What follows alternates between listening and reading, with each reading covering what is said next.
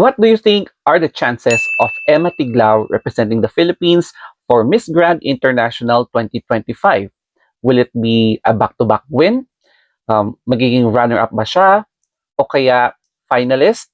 O baka naman top 15 or top 20 finisher? So, tignan na lang natin sa finals night. Anyhow, the best na word to describe Emma Tiglao is that two words lang, very prepared. Kasi lahat nasa kanya na eh. Tapos, hindi siya sumabak na basta-basta lang. Talagang pinaghandaan niya ito and sa kanyang experience, yung team of stylists, tapos yung kanyang determination para kung sakaling mag-back-to-back win ang Pilipinas. Kaya ngayon, pag-uusapan natin ang aking first impression kay Emma Tiglao representing the Philippines sa Miss Grand International 2025. Pag-usapan naman natin ngayon ang pageantry background ni Emma. So ayon sa aking pagsasaliksik, may mga nakita akong mga local pageants na sinalihan ni Emma. And then, noong 2012, sumali siya sa Mutya ng Pilipinas where she ended as first runner-up. So malaking achievement yan given na sobrang competitive kapag national pageants na here in the Philippines.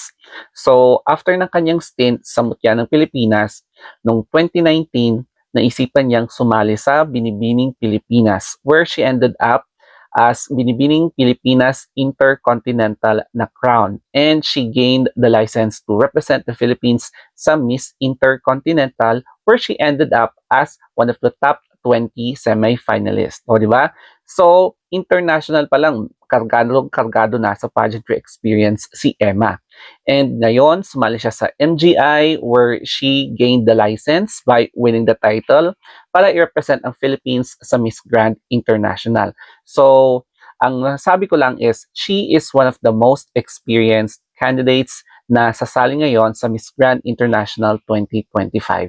Let us also talk about sa kanyang working experience, especially after ng kanyang Binibining Pilipinas 2019 stint. And nakita ko siya sa Net25 bilang isang news anchor. So, in here, makikita niyo sa picture. And, syempre, no, na nagagalak ako makita ang isang beauty queen turned it into a news anchor. And then, aside from being a news presenter, host din siya sa same channel sa iba't ibang kanilang programa. So, nakikita natin sa kanilang morning show. So, yan din yung mga pictures.